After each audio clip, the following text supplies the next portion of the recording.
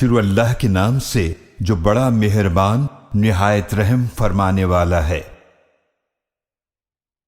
اللہ کی تسبیح کرتی ہے ہر وہ چیز جو آسمانوں میں ہے اور جو زمینوں میں ہے، جو بادشاہ ہر عیب سے پاک، بہت غالب، بڑی حکمت والا ہے۔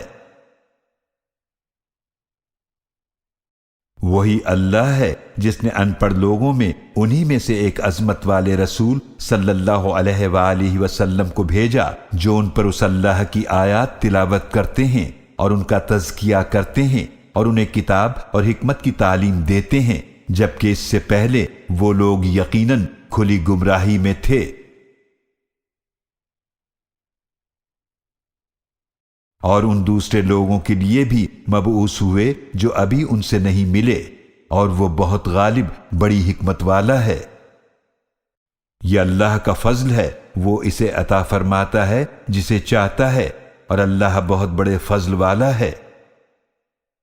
ان لوگوں کی مثال جن پر تورات کی ذمہ داری ڈالی گئی تھی، پھر انہوں نے اس کو نہیں نبھایا، اس گدھے کسی ہے جو پیٹھ پر بہت سی کتابیں لادے ہوئے ہو۔ بہت بری ہے ان لوگوں کی مثال جنہوں نے اللہ کی آیات کو جھٹلایا، اور اللہ ظالم قوم کو ہدایت کی توفیق نہیں دیتا۔ اے نبی صلی اللہ علیہ وآلہ وسلم، آپ فرما دیجئے، اے وہ لوگو جو یہودی بن گئے ہو، اگر تمہارا یہ دعویٰ ہے کہ سارے لوگوں کو چھوڑ کر بس تم ہی اللہ کے دوست ہو، تو ذرا موت کی تمنا تو کرو اگر تم سچے ہو۔ اور وہ کبھی بھی اس کی تمنا نہیں کریں گے ان گناہوں کی وجہ سے جو وہ اپنے ہاتھوں آگے بھیج چکے ہیں، اور اللہ ظالموں کو خوب جاننے والا ہے۔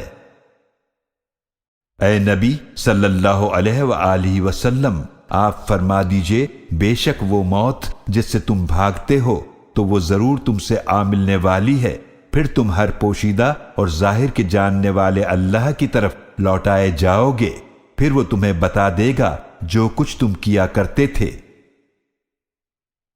اے ایمان والو، جب جمعے کے دن نماز جمعہ کے لیے آذان دی جائے تو اللہ کے ذکر کی طرف جلدی چل پڑو